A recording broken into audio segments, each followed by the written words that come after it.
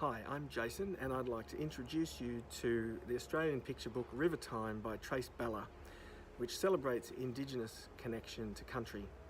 The story follows 10-year-old Clancy's journey of discovery with his uncle, both of whom are non-Indigenous characters, as they set out on a 10-day adventure paddling up the Glenelg River in a canoe.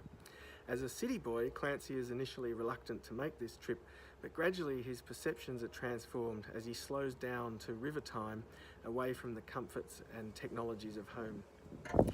He evolves a deep connection with nature and meets a local Aboriginal family who teach him about their own connection to this land going back 50,000 years.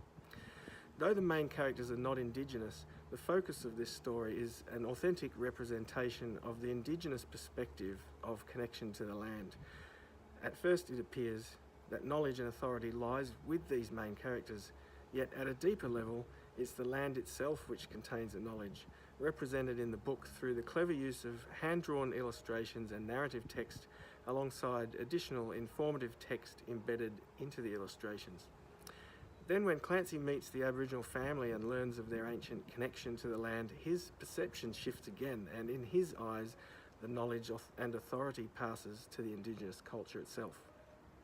It's a wonderful way of illuminating the spiritual connection of Indigenous people to country, and at the same time showing a non-Indigenous child coming to his own understanding of this.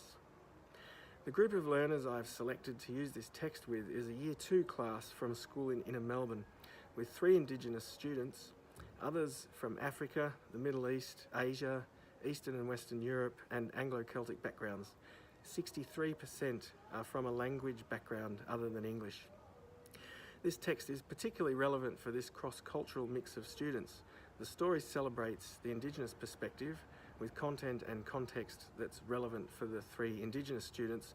It's also a way-in book for the non-Indigenous students, creating an entry point into topics they may not have been aware of, and hopefully to capture their imagination and spark their interest in these perspectives. The book makes use of multimodal literacies of symbols, images and non-verbal communication which benefit cross-cultural and Indigenous learners, and it provides a springboard for the class to begin exploring each other's cultures, and this is a very diverse class, and to consider their own connections to their lands. Rivertime also addresses something else of relevance to these students, the juxtaposition of connection to nature versus their own experience of inner urban life and their use of technology such as computer games and mobile phones. This particular school has policies addressing this. Yet the story of Rivertime demonstrates that once Clancy leaves his technology behind and travels deeper into the country, his perspectives slowly change and his connection to nature deepens, which holds a mirror to the Indigenous perspective that is celebrated in this book.